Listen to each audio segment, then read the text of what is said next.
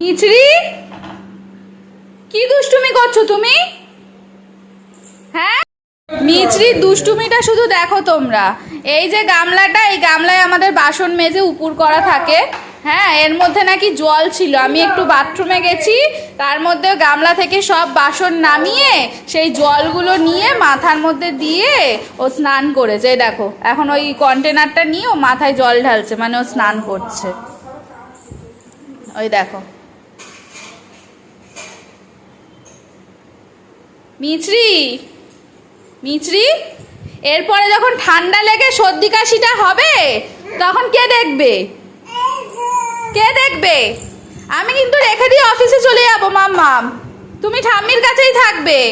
আমি কিন্তু ছুটি নিয়ে থাকবো না বাড়িতে, ঠিক আছে?